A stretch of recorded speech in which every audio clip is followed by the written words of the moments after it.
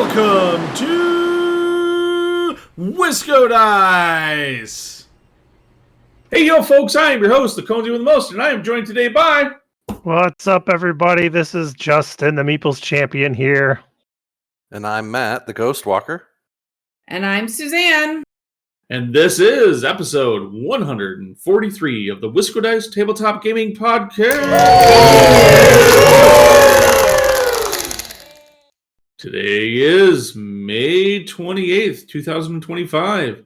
And on today's episode, we'll cover our review of one of 2024's new board game releases and Matt's #1 game of the year, Weirdwood Manor.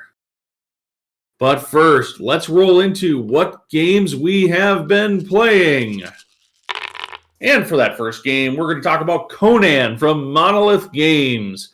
Conan is one of those games that is one versus many, where one person is the overlord controlling all the bad guys, and the many are the heroes trying to overcome the bad guys' plans. All of the gameplay is very thematic and narrative, with various scenarios that drive not only the board setup and enemy placement for the start, but also mission goals for the players, which characters the players can choose from, and how those characters are equipped at the start of the game. Gameplay generally runs about 90 minutes, but that's only counting the actual gameplay time. If you have to set the thing up, depending on how many expansions and boxes you have to sort through, you might be there for just about as much time trying to get the game set up. Teardown is a little bit less. Game does play from 2 to 5 players, and most recently they have introduced, with the Wave 3 Kickstarter, a cooperative mode where there's basically an AI control for the Overlord player. In our most recent play, we actually were able to all play it as together and let the Overlord kind of AI just do its thing. It was quite a bit of fun. I was really excited to be able to play on the player side of it for once. And ultimately, this game is themed around yours truly, Conan the Barbarian, the classic character, not necessarily the Arnold Schwarzenegger version, but the old version from the original short stories. And it is Miniature Palooza, which I have started to paint the game, but I am not withholding. Really? Yeah, it is really. There are figures that are painted in the box. Interesting. Does that mean we can't play it for another 3 years? No, like that's just Mansions of Madness. All right. Okay. But I mean, I do really enjoy playing as the Overlord, because one of the most unique things that I like about this that helps open up a very cinematic feel to the game versus other one versus many type Overlord versus player type games that are similar, like Dungeon Crawl or narrative gameplay, is that when it's the heroes phase, the heroes have basically 3 reserves of crystals, or these places where their crystals can go. They have like basically an active energy bin, a tired or exhausted bin, and then a like damaged bin. And these energy crystals are basically also their health markers. So as they take damage, they lose crystals, and they only regenerate so many crystals per turn. But that allows them to spend these crystals to take actions when it's the hero turn, and they can take actions in any order of heroes that they want to take action. So really cool cinematic things like, hey, Conan's got the amulet that they need to get off the map. Well, Conan's grabbed it. He chucks it to another player. That player then has to spend a crystal to catch it, and then turn around, and maybe Conan has to make a dice roll to see if he can get it that far. So he has to spend some crystals to generate dice to throw it that far. And then once the character catches it, they can run with it. But oh wait, there's a bad guy between them and getting off the board. Well, character 3 can then activate and go fight that bad guy and hopefully kill that bad guy, so that character with the crystal can run off the board, and hooray, the heroes win. But so that kind of cinematic stuff can happen in this game, and it feels very intuitive once you see it happen, and you're like, oh, we all did those cool like little combo moves together as a team, and it really encourages that teamwork feel.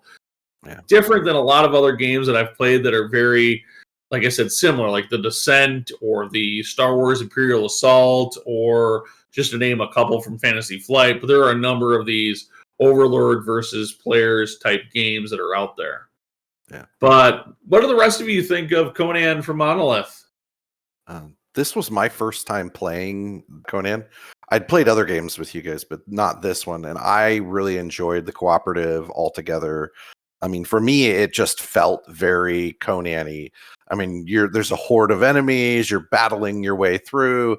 I mean, as the heroes, it's generally, unless you're fighting, there's usually like one or two guys that are a little bit beefier. But it felt epic to just kind of be hacking your way through. And I think it was another one of those, we eked out on the final turn, and we were like almost barely didn't make it out. But I don't know, if it felt very Conan-y to me. It didn't, like, you know how some games get divorced from that theme.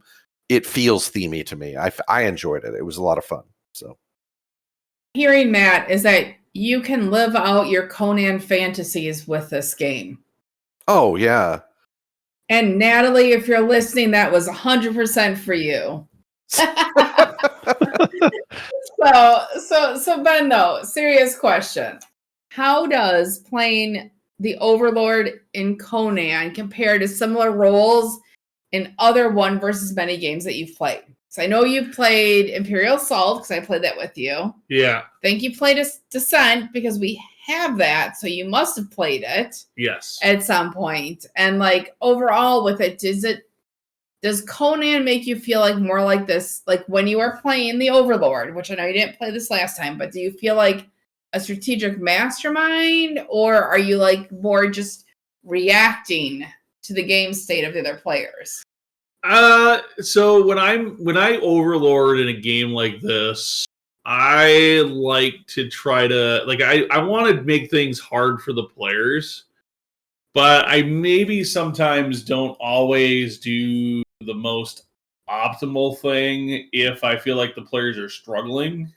Kind of like the same thing I would do if I was sitting in the Dungeon Master's chair role playing.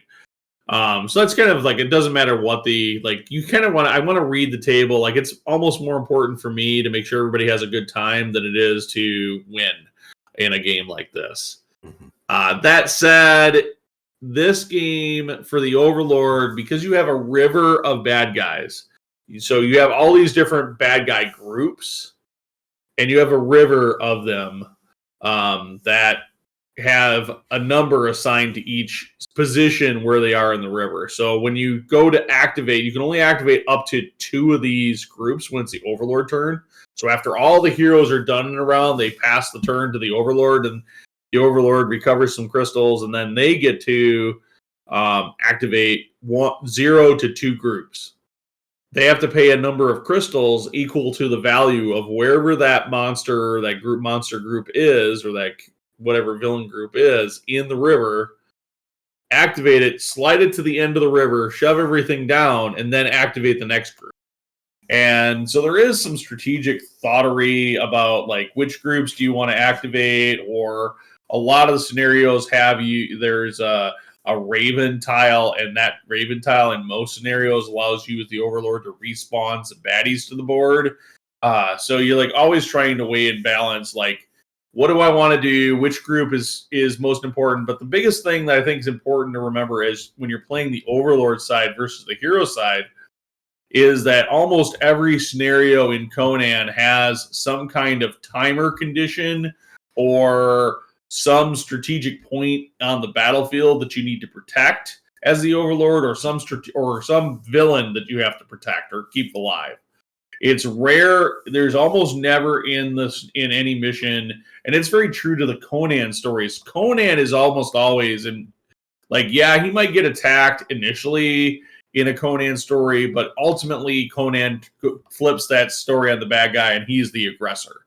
And so in most of these scenarios, Conan and Conan's group of characters that are with him have to do the thing. They have to push the button or kill the thing or whatever it is. And so you're in like this defensive mode the whole time as the Overlord, which is, I think, a little bit different than other games, like you mentioned, where I might have a mission that I'm trying to achieve as the Overlord to win the scenario. In this, you're really playing almost always in the defensive and trying to, what do I need to do to just stall the heroes out, bog them down, just make it take longer, and see if I can ultimately get them to have a bad dice roll or have to spend extra, because those crystals are resources, right? So how do I get them to spend more crystals to do the thing they want versus, hey, I want to do the cool thing and have a bunch of my guys attack them, because that might not be the best thing for the scenario.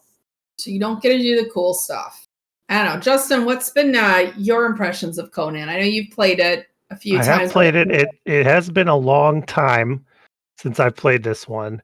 I remember enjoying it quite a bit. I remember it being very thematic and capturing that hack and slash brutal combat you would expect from Conan, with a little bit of magic thrown in, and the good parts of really tactical, like almost D&D style combat taken to that fantasy flight level where there's extra mechanics built in and around it.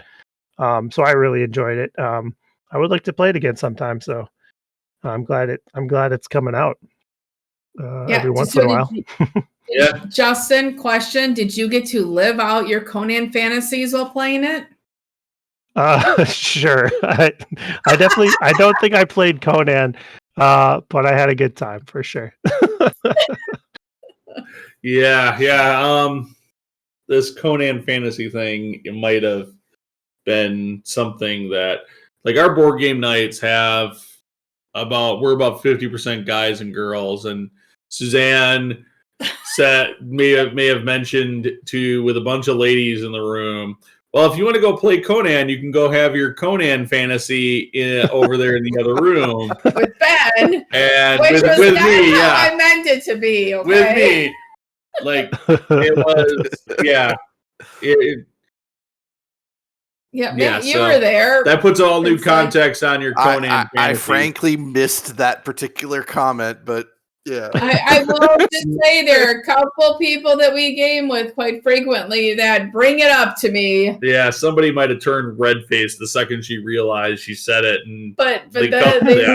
These people, they bring it up all the time and ask me if I've had my Conan fantasy, but this game is great. It really is. Like, wow. That aside, I don't know, I feel like it very much, you feel like you're playing out the movie in some ways. Yeah. What is good in life, Conan? I mean, and I enjoy those movies, and I think I enjoy the movies because I also enjoy the game. So I don't know. It's a fun one versus many game. Yeah, it's one of my favorites, certainly. And they made a Batman one that runs on roughly the same engine. The Batman one is over convoluted. This one is far more straightforward rules wise, and I recommend this game. All right, well, that is Conan from Monolith Games. Next up, we have another one versus many game, but a completely different kind of genre in hidden movement, and that is Beast. Now, Beast was a super hot game. What did this come out in, like 2023 or something like that, I think? Sure, maybe it was 2024. I think it was 2024 it first came out. Yeah. Yeah, I think. Anyway, super hot game as it first released. I definitely does its own unique little twist on the hidden movement game genre. So in Beast, you as the players take on the roles of hunters, hunting down the beast and the beast player. So there's a single player that's responsible for playing the beast. The players, on the other hand, are hunters trying to hunt down the beast in this general area. And then there's a bunch of different mission scenarios that set the win-loss objectives as well as like special reward objectives for both the beast and the hunters. Now, what I think is really cool about this game versus other hidden movement games like, say, Letters of Whitechapel or Fury of Dracula is that while the hunters are definitely hunting the beast, the beast is almost always in every scenario also actively hunting. Though the beast doesn't necessarily need to kill hunters or attack hunters. The beast needs to interact with the board that's populated with sheep and pigs and villagers. And the beast usually needs to, at least to get their power-ups, which are very important for the beast's success, have to attack sheep and pigs and these villagers. And when you do that, every time the beast does that, they have to reveal themselves. So the players are constantly getting new inputs of information as to where the beast is and what the beast is doing, because the beast keeps revealing themselves. Additionally, the beast has little like minions it can summon throughout the game, which also it can't necessarily earn rewards off those summons, but it lets the beast have like other things it can use to maybe trigger scenario victory or trigger other little things throughout the game, which is really neat. But so it really comes down like everybody's hunting, whether the beast is being hunted by the player, by the hunter players, or the beast is hunting sheep and pigs and bears and villagers or whatever it's going after. Like everybody's got these cool little unique goals, and it feels like it tells like a unique narrative while also not setting up that like, hey, everybody can't figure out where the bad guy is the entire game kind of thing that can sometimes happen in these hidden movement games. Yeah. So, Justin, I know you were super hot on this and introduced me to Beast. What do you think about Beast? What makes this such a great game? I really latched on to Beast when I first played it. I pretty much turned around after my first play and went out and got a copy, partly because I didn't have any of these other hidden movement games. I really wanted that style of game in my collection. And I think it's a really good one, especially if you are into this. Like, one of the big things I like about it is this dark fantasy theme. Like, it's not Dracula, it's not Jack the Ripper or whatever. It's fantasy monsters. It's hunters with magical abilities sometimes. And so I like that theme a lot better. And I think some of the things you mentioned make this game, in my mind, a more interesting hidden movement, because the beast has to do stuff that makes it vulnerable. You can't just run around and hide the whole time. You do have to take actions to achieve your goals and ideally power yourself up. But every time you do that, you're revealed and vulnerable. And then you have to figure out how they know where I am now. Now I got to figure out how to get away. It flips the script a little bit every time that happens, because now the hunters can just focus in and be like, okay, where's he going to go next? There's only so many options. Where can he go? It changes that dynamic every so often during the game. So a very fun dynamic to how that plays out. I also really like the kind of restricted card play aspect of the game, where you can play, I think it's as many cards as you want in over a series of turns, but you can only play a certain on a given turn. You can only play like one red card and one blue card. So it's generally like one kind of aggressive thing and one like maybe more strategic option. So you really have to be conscious about your card choices and what you're trying to accomplish with your own strategy, how to power yourself up. All the hunters have their own power-ups that they can gain by achieving certain goals. Ultimately, just it's got the right level of complexity, dynamic aspect where the players get to hunt, the beast gets to hunt, and everybody has their own sort of power-ups they can go after. Yeah, and those cards you mentioned, you draft those at the start of every round with the beast player. With the beast, that's right. The cards have hero action. These action cards have a hero act, like what happens when the hero plays it, and a thing with what happens when the beast plays it. So you're like, when you're doing that initial draft each round, and you're the players, you're always asking yourself, "Boy, this action I really could use at this turn." But that action on the bottom that the beast could use, I'm not sure if I'm comfortable allowing that to get to the beast player. Yeah. It's like a really fun game if you enjoy hate drafting. Oh, yeah. You're not sure what cards you want or don't really care what cards you want and feel flexible. You just hate draft against the beast the entire time. You just need to And if that beast is your husband, it's a lot of fun to do that. Yeah. Somebody loves to abuse me. But yeah, you do want to be careful, like, hey, paying attention to where you were sitting in player order when you're doing this hate draft, because if the hand of cards isn't going to make it back to the beast, it doesn't matter. Right. I guess I've only played it at 2-player. Correct. So you just hate drafted me entirely. And me, and so yeah, I'm going to be competitive against you. Yep, the beast still ate you though. It was fine. Well, yeah, because I had my first time. But anyway. Yeah, so yeah, looking forward to playing this one again. But that is Beast, and you can find that from Pegasus Spiel, and we're looking forward to getting it to the table again. You should check out wiscodice.com for the links to the games we've discussed. And while you're at it, please leave a review of this podcast wherever you download podcasts. Well, I'm just going to say real quick, if you leave a review of the podcast, you will be internet famous then, because you will be on there and everyone will know who you are. Exactly. Fair enough.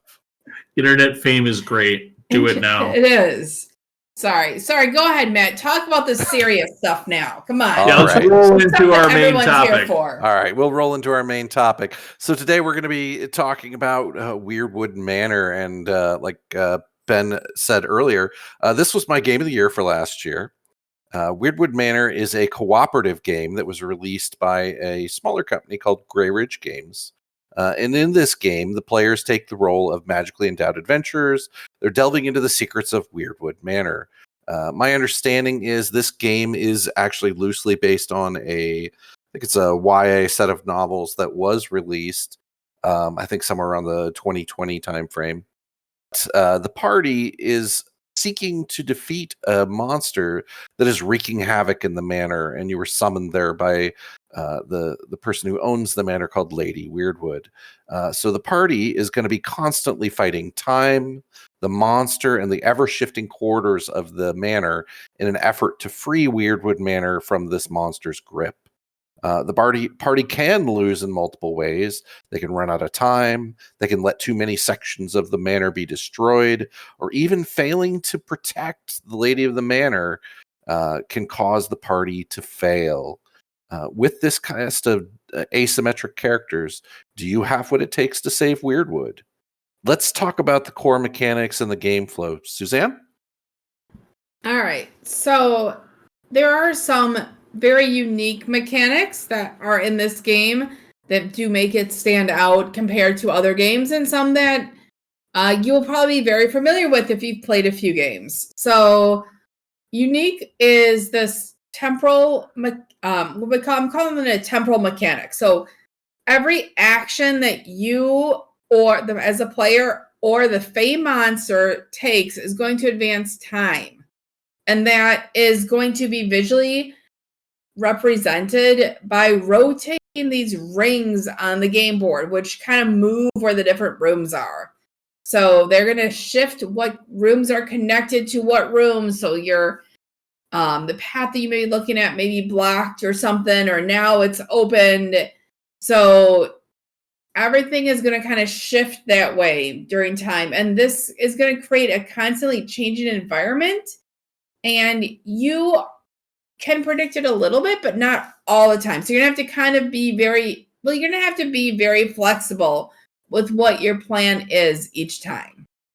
There are also scarabs and what they call blight that are going to come out during the game. So scarabs are going to spawn and they're going to move out from the central throne room, and they're going to kind of come out to whatever rooms they have a path to from this rotation. So if there are two scarabs that occupy the same room, that room becomes blighted. And you're going to flip it to its inactive side. So that is not a good thing. You don't want there to be two scarabs in a room, because that also advances the threat tracker. because that is one of the lose conditions that Matt had mentioned, was that, hey, if you have too many rooms that are blighted. So other fun things that you may recognize from other games would be the dice drafting mechanic and also the card playing. So on your turn, you're going to use a combination of dice drafting and card play to perform different actions. And your character is called a warden in this game. So when you're reading the rules, it's going to call the warden as the player characters. And they're asymmetric. You're going to have unique powers. You have the possibility to upgrade your abilities and recruit companions, and also combine different cards and dice to perform chains if you're really good. In my play this game, I was not that good. It was more what is at the moment. That's the level I was at. And then kind of the last mechanic for this is just you need to manage your resources. So many games, you have to manage resources. We all are probably familiar with that. I am not great at managing resources. If I have them, I spend them. But with this one, as you move through the manor, you're going to collect and spend resources to strengthen your characters. You may gain new dice. You may activate special room abilities. So each room that you enter may have a special ability. So you do kind of need to plan for that. Now, you're probably wondering, what the heck do you do on your turn? So on your turn, you're going to have what they call player actions first. So you're going to play action cards. You're going to roll dice. You're going to move through the manor. You're going to collect these resources. You are going to fight scarabs because you do not want more than you do not want more than one in a room. And then you can also upgrade your character's abilities from every now and then. But every action you take is going to advance this time track, which changes how the corridor rings are and what's connected. After all the players are done, we're going to have some monsters. We have these monsters that are the Fey monster that's going to come out. And he is going to use his deck and perform actions and advance against his objectives. But no one player is controlling him. So it's kind of like a AI player, as some games have them, like if you play a lot of solo games. But his actions are going to also advance time and rotate that board, which are going to screw things up. So don't plan too far in advance. He is going to attack Lady Weirdwood. He may spawn more scarabs. He's just going to throw a wrench in your plans left and right. So after all the players have gone, and then after all the monsters have gone, we're going to have a scarabs phase. The scarabs are going to try and get away from that central chamber that we have. And they might blight rooms if there's two of them there. But basically, you're knowing that they're going to usually try and move outwards toward the outer rings. And one of your tasks is to prevent the overrun. So that's generally like what a turn looks like, how the game kind of progresses. So now you're kind of wondering, is this a brain-burning game, or is this kind of like a breezy, take a bad seat, relax, have a drink, and fun? Can your non-gamer friends join this game and play with you? Or are we going to be like very silent in our, assessment and what we're going to need to do? So let's tackle those questions here with Justin. He's going to dig into the strategy, accessibility, player interaction, player count, and playtime. So starting with strategy. In terms of strategy, I found that the main focus for this game for me was on adaptability. I think you can't plan too far ahead because of the changing nature of the board. Rooms rotate around and become inaccessible. So for example, the action in the room that you really were counting on because of the action that the monster did or that other players did, now suddenly just you can't get there anymore. Or sometimes the room gets filled with enemy scarabs or they disable the room. You can plan ahead some, but more often I feel like you're reacting to the new state of the board. So you might be able to plan ahead in a broad sense with the other players, like, hey, I want to try to achieve this, but you're always going to be having to make an exception for what is updated in the state of the board. One bit of planning you can do is in how you want to upgrade your character. There are 3 upgrade tracks on each character that you can focus on, which change how you're going to play the game. So, for example, I was a sort of wizard character, and I focused on the power track, which as you move up it, you got access to a special resource called power, which lets you use your special magical abilities more often. So that was my focus. And that helps you do a little bit of planning. I might want to focus on that while somebody else focuses on a more defensive upgrade track, for example. Talking about accessibility a little bit, I think the game is fairly accessible. It's not too hard to learn. I would call it medium weight, but I would maybe be hesitant to try to teach this to a brand new gamer. There's enough detail and complexity. I think it's geared towards players with a little more experience, ultimately. But I didn't find it too hard to learn the rules myself. Again, with the caveat, hey, I've played a lot of games. This is a cooperative game, so player interaction is fairly high. You are working together with the other players to achieve this ultimate goal of defeating this monster. And then some characters have special abilities that specifically give benefits to other players. I think my character had an ability where I could just give certain resources to other people to help them upgrade or do what they wanted to do on their turn more easily. So I would trigger that every so often to just boost somebody else. That being said, I do feel like there's a lot that you can do just solo on your turn, figuring out what you want to do on your turn and what to do for upgrading your character. So there's kind of a balance between I'm going to try to maximize my turn and then come back to the group for the larger strategy overall. For player count and play time, the game plays from 1 to 5 players, and their stated play time is 90 to 120 minutes. I think that estimate is a little low, and you should probably expect a longer session, especially on a first play. The changing game board is a very fun mechanic, but it just adds thinking time every turn. The thing you wanted to do suddenly changes. Now I have to come up with a new plan. So that does add some time. And I think the number of players is definitely going to affect game time because that thinking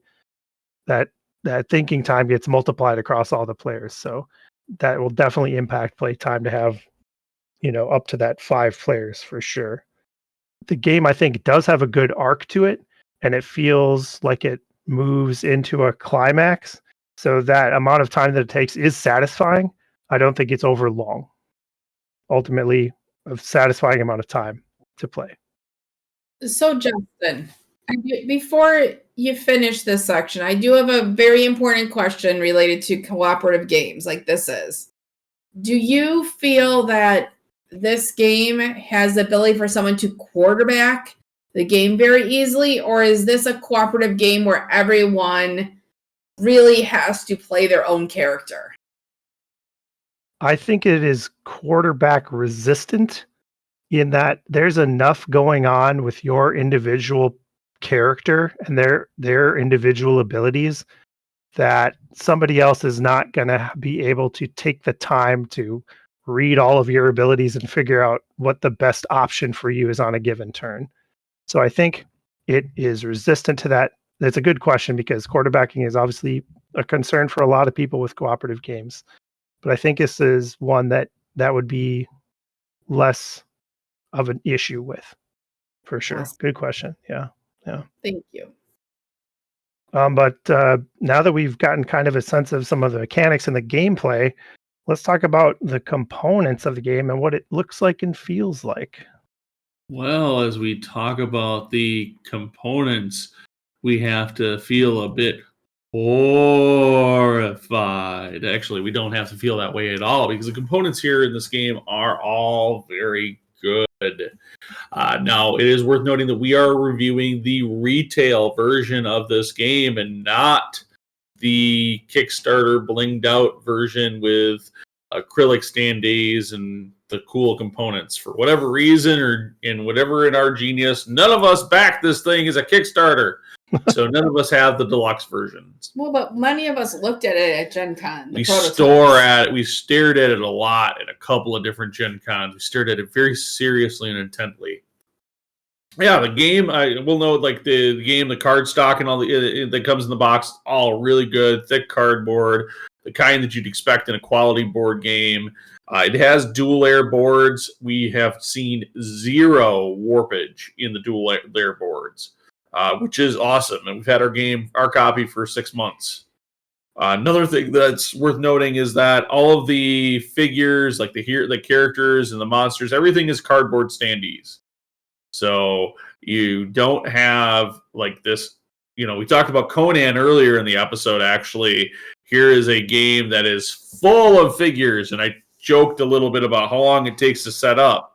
Well, this is in your kind of standard board game size box, and everything fits inside it. It's easy to transport, and it's easy to locate all of the correct figures you're going to need for a game, or the other tokens or anything else that you need, because it's all in one nice, tightly contained box.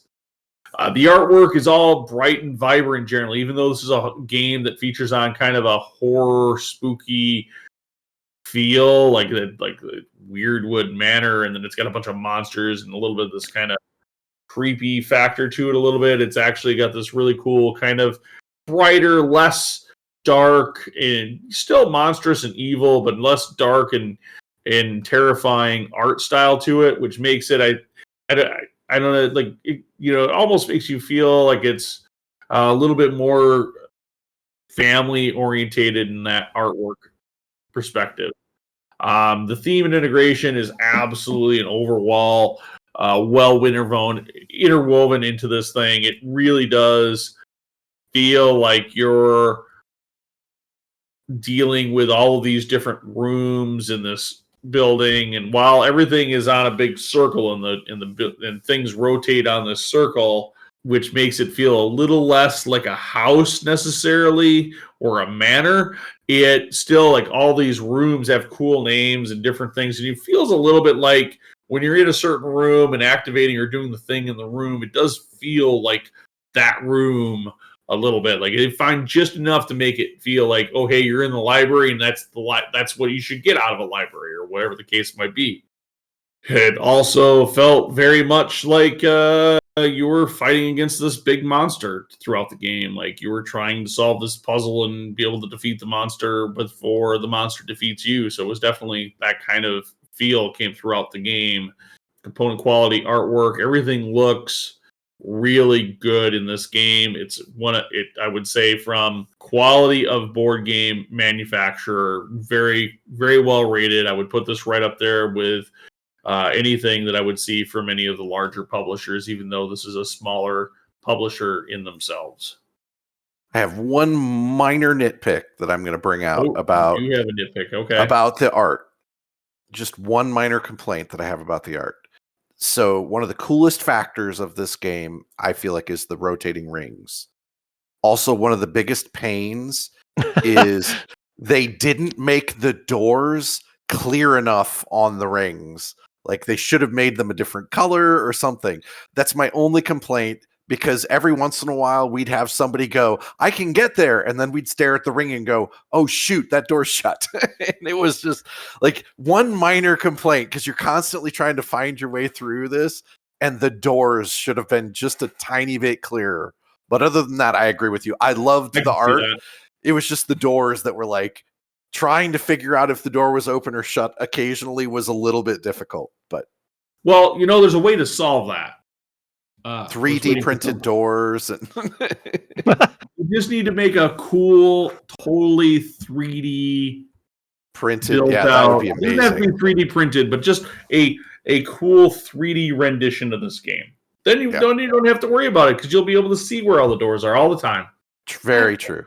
I will say, doors aside, I feel like the artist captured the feel of the other Weirdwood Manor universe components. Like, I don't know if you guys have looked, but there's there's books, there's apps, there's like videos, they're like short videos that are all in this Weirdwood universe and focus on this. And it's kind of a really cool little story and theme that goes on with it. And I don't believe it's the same artist for this game that did the design, but it did capture the same feel as the other items, I guess, for lack of a better word, that are the rest in of the universe. IP. Yeah, the rest of the IP. So I do like that. I do like that part with the artistic, that it's like it connects everything.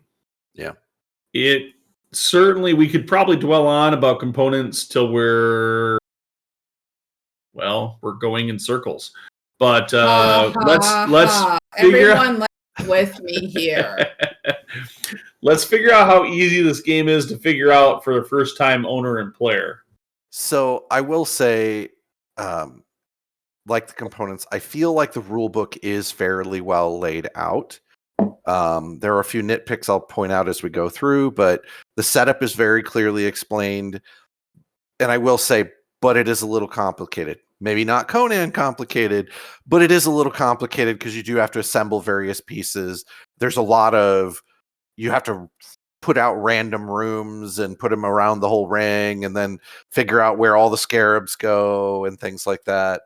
It's fairly well explained in the book. Most people who have some experience with board games should be able to just follow the rule book. There is one particular section, though, where depending on which monster you select, because the base game does ship with 3 base monsters, depending on what you pick, you are going to have to flip to a different section of the book altogether to figure out how to set up that monster on top of the board as well. So there's a little bit of a thing there that you're going to have to figure out. I feel like the rules feel very simple on first read through, but the complexity really comes down in understanding them. So if you're one of those people that likes to skim read the rules and go, I've got it, I will warn you, my wife and I, the very first time we played this game, we made, I think it was 2, maybe 3 very simple mistakes that made the game about 10 times harder than it had to be. You're going to want to sit down and actually read the rules, maybe twice, to understand it, because there's some subtlety to how the movement works, some subtlety on how it works when you kill scarabs that help you build XP on your players, that if you do it the wrong way, you're actually handicapping yourself for the majority of the game. So the player aid is not bad. But I will say one sheet that I really wish they had put as a separate sheet is a maybe 1 or 2-sided sheet that had descriptions of all the rooms. While the iconography I feel is very good in the game, sometimes there's so many subtly different icons that I'm like, wait, does that one mean this person or that one? And yes, it is in the book and you can flip it open and you can look at it, but that would be a really handy one on somebody's turn to be able to go, here, have the sheet, and they can, not have to open the book to a specific page or anything like that. One thing that I discovered on my second playthrough, I had Justin participate in that one. I highly, highly, highly recommend the manufacturer of this game, because this is a first printing of the game. They published a frequently asked questions and a tips and tricks guide. If you've never played, print those out, hand them to the players. It will give you a couple of tips and tricks on things that you should be focusing on the game early that will make your life easier, as well as a sort of very quick rundown on what the players are and what their focus areas should be. So they can maybe sometimes reading the characters, it might not be super clear to them. It'll give them a little bit of a leg up on their first playthrough. So, yeah, I would strongly recommend that as well. I think Suzanne and I played this as a 2-player, and we didn't really normally when you think about a board game, you don't think about going to a publisher's FAQ, or maybe you do, maybe you're that kind of player. We typically don't until we've gotten a general gist of the game and we got curb stomped by the game. So did we really? Yeah, we did.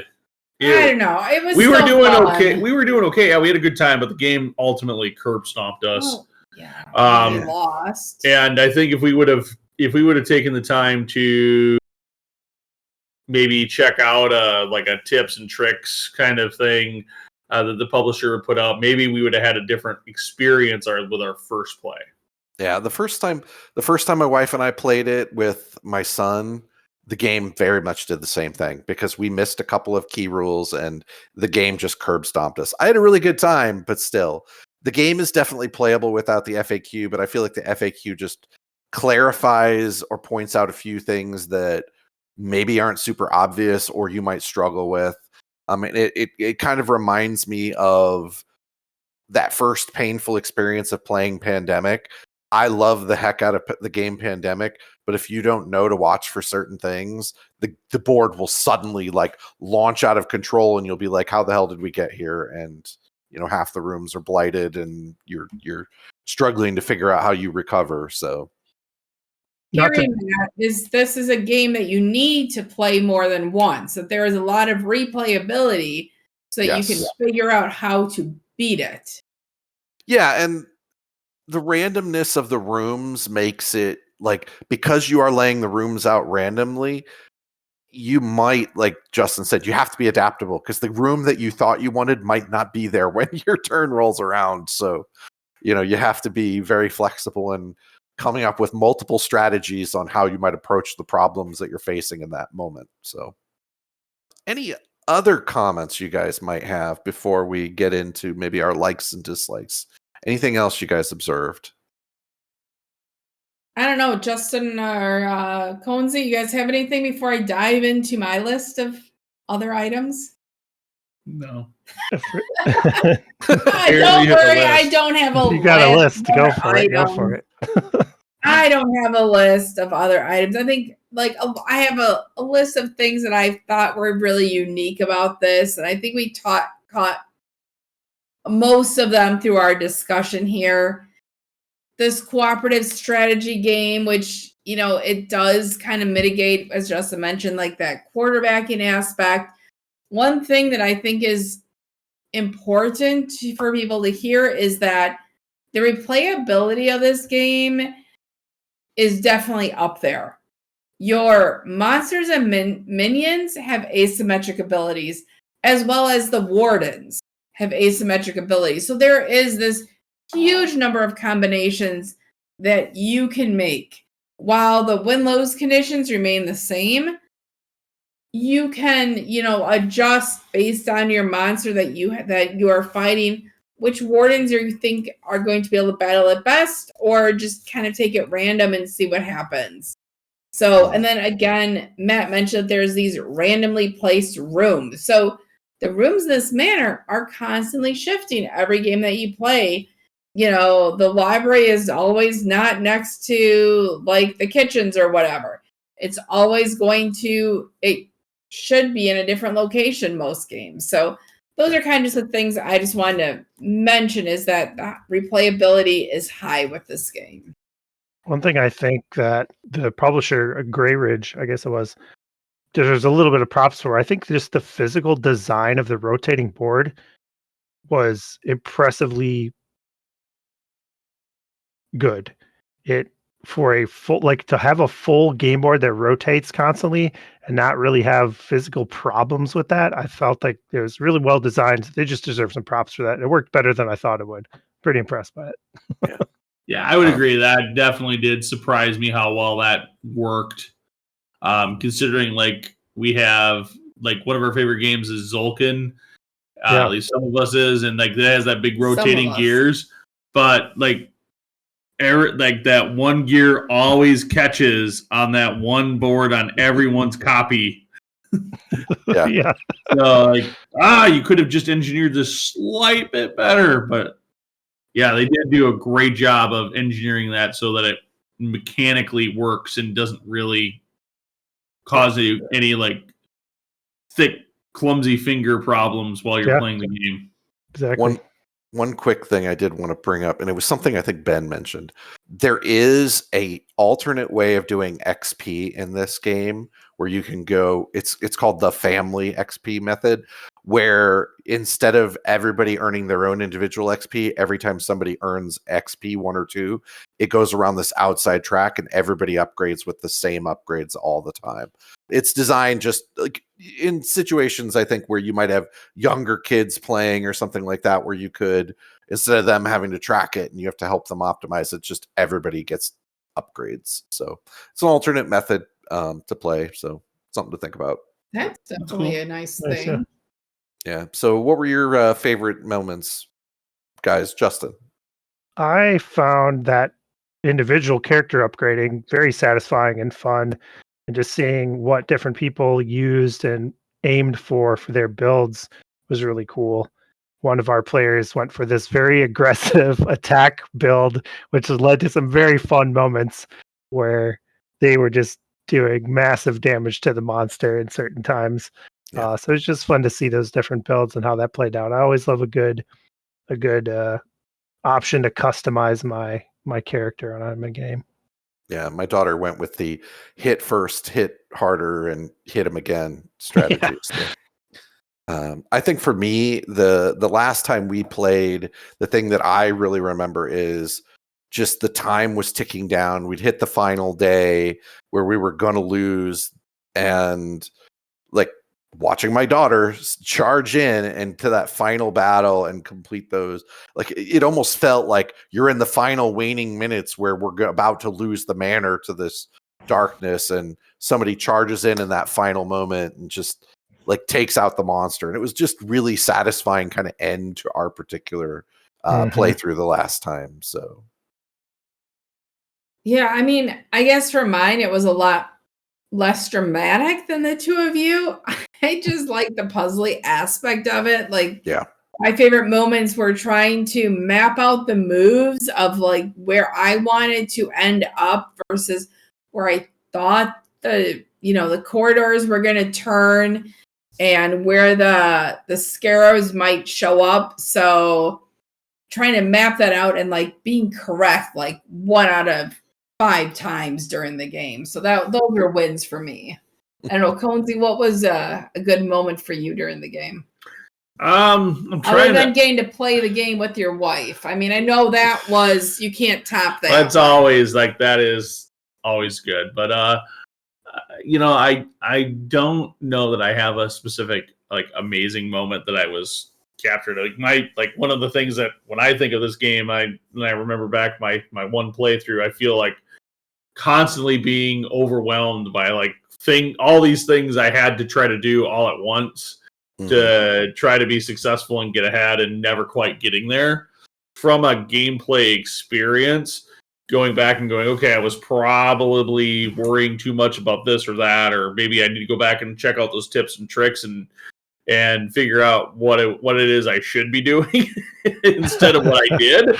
But like I really did like how trying to anticipate where the thing was going to spin so that I could go, okay, I want to go here, or I'm going to be able to go there on my turn. Now, when I get there, what can I do?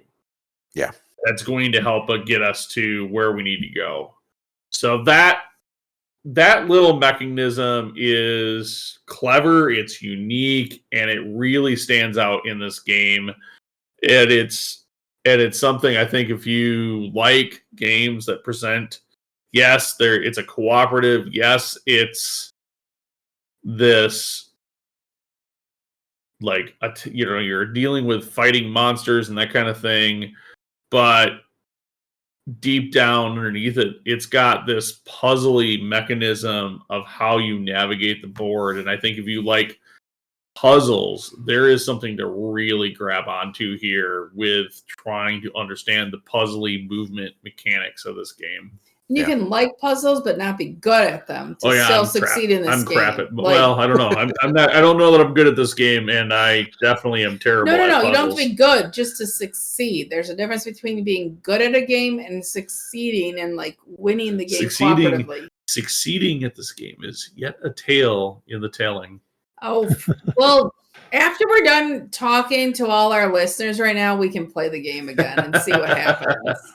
Well, let's find out where our hosts have rated this. So here at Wisco Dice, we do rank board games that we review on a 1 to 10 scale, where 1 is where you're all sitting in your entry hall of this beautiful manor where a monster just stomps in and mauls you into a little lump of crying tears and right into your cup as it sips and takes a drink.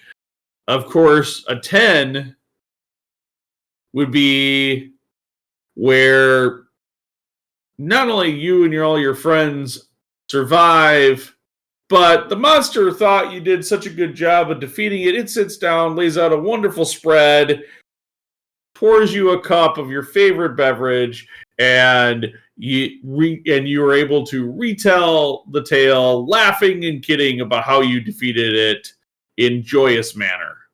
So with that, we're going to go ahead and kick off with where I rated the game, and I'm going to caveat this rating. I need a caveat. Very rarely do I sit down and I feel like an review, and I almost withheld giving this a rating at all because I didn't get an extra playthrough that I felt like, and I desperately want to make an effort to play every game we review at least 3 times before I rate it. So I'm very excited and interested to see where I might rate this 6 months to a year from now with a couple more plays. But I'm giving it a 6. I really love the theme. I really love the way the board spins around. When I walked away from my play of it, I look back at the play and I'm like, 1, it didn't feel extremely memorable to me. And 2, after Suzanne and I got done playing it and we talked about it, it wasn't like we were coming up with, hey, we should have done this differently.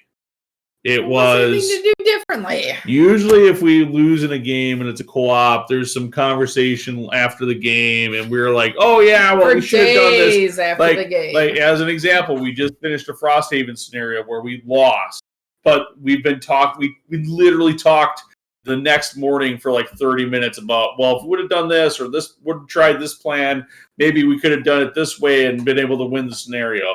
And we didn't do that with this game, which is something that I want to note that I do want to play it again. I really want to play it again. And I want to play it at a full player count as well. That might be another like major change, like major thing with this thing is like play with like 4 or 5 players.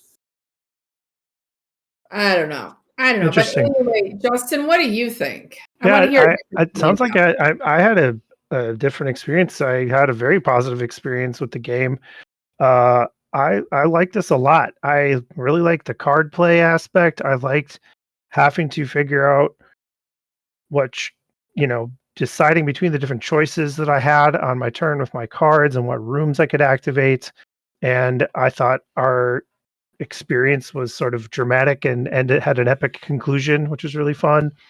And I'd really like to try fighting some of the other monsters, seeing some of the other mechanics in the game. I think there's a way that like rooms could start on fire maybe with one of the monsters and some other things that we didn't experience.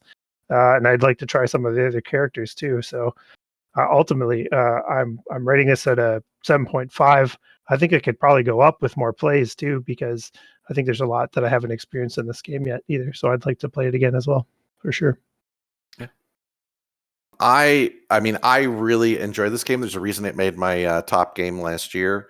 I think for me, it's the fact that and Ben kind of alluded to this, every round feels like a puzzle. It has to be solved. And you have these kind of known quantities of what's the state of the board, but also the unknown quantity of what the hell is the monster actually going to do when your turn ends, and how might that impact what you just did.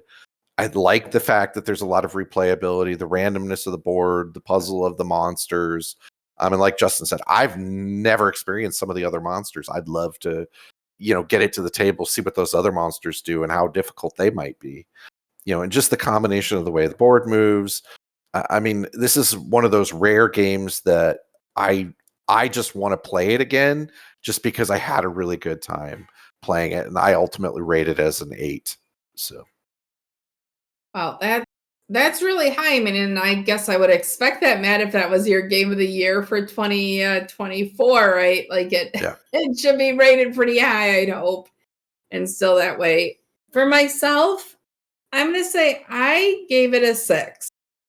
And I gave it a 6, not so much because of the game mechanics, but I didn't, like, the theme was not coming through for me. And many of you who have probably watched our YouTube channel and listened to our other episodes, theme is usually not a huge factor for me. But in a cooperative game, that's the type that I need the theme to come through. And it was not coming through strong enough. Like, what was my motivation to go rescue this lady of the manor in the middle of this game board? Why am I just not letting her deal with the scarabs and like just demolishing the house?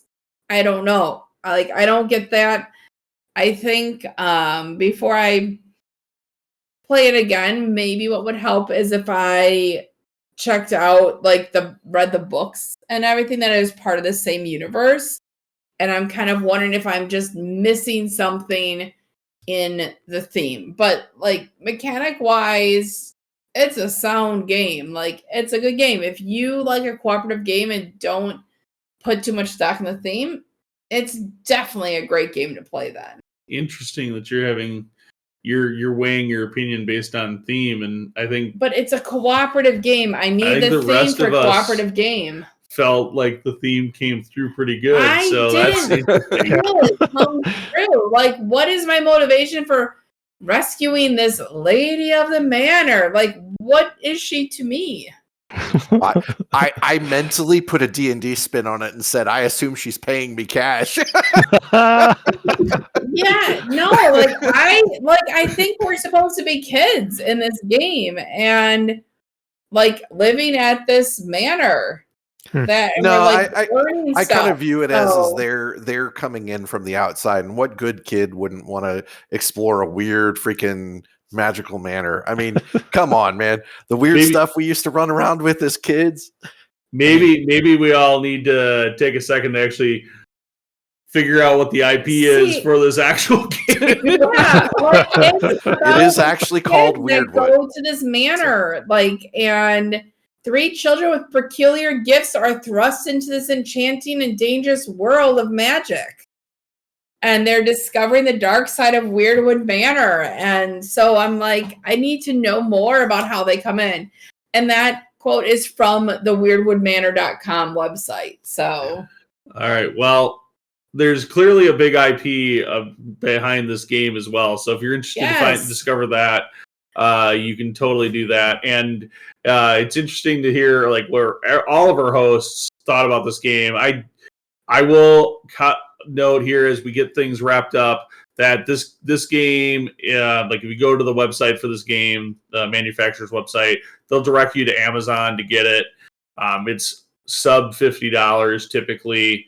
I think it was like $35 during Black Friday, US dollars. So it's I would say definitely if any of this sounded great or amazing to you, we will have an affiliate link in our show notes that we'd recommend you buy to help support the show.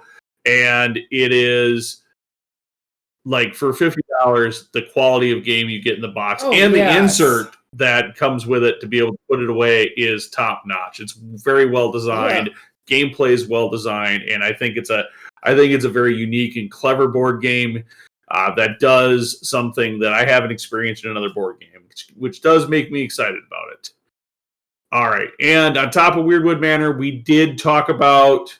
So we talked about game Beast from Pegasus Spiel, and we talked about Conan from Monolith Games. 2 very similar in the one versus many mechanisms, but implementing one versus many in 2 completely different, mechanically different ways.